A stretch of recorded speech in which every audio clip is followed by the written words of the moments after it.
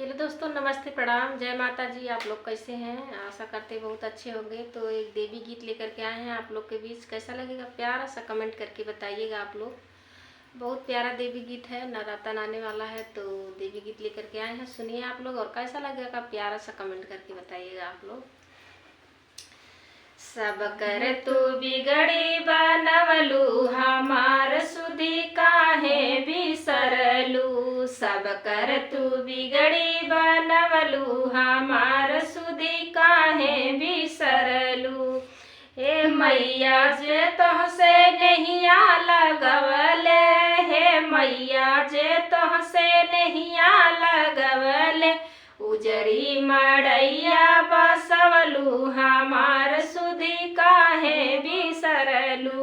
उजरी मड़ैया बनवलू, हमार सुधी काहे बिसरलू। सबही के बिगड़ी बनवलू, हमार सुधी काहे बिसरलू। सबही के बिगड़ी बनवलू, हमार सुधी काहे बिसरलू। श्रद्धाय भक्ति से जे तोहके पूजे, श्रद्धाय भक्ति से जे तोहके पूजे। मनवा के आशा पूरवलू, हमार सुधी काहे बिसरलू। मनवा के आशा पूरवलू, हमार सुधी काहे बिसरलू। सब कर तू बिगड़ी बनवलू, हमार सुधी काहे बिसरलू। सब कर तू बिगड़ी बनवलू, हमार सुधी काहे बिसरलू। हाथे त्रिशूल लिहे चक्र तलवरिया, हाथे त्रिशूल लिहे चक्र तलवरिया। धरती के भार हटवलू, हमार सुधी काहे बिसरलू। धरती के भार हटवलू, हमार सुधी काहे बिसरलू। सब कर तू बिगड़ी बनवलू, हमार सुधी काहे बिसरलू।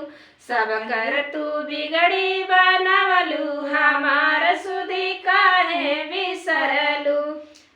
विपदा की गठरी घिरी चारों ओरिया, विपदा की गठरी घिरी चारों ओरिया। संकट से हमके बचवलू, हमार सुधी काहे बिसरलू। संकट से हमके बचवलू, हमार सुधी काहे बिसरलू। फांसी बीच धारा में हमारी नेवरिया, फांसी बीच धारा में हमारी नेवरिया। नैया पार लगवलू, हमार सुधी काहे बिसरलू।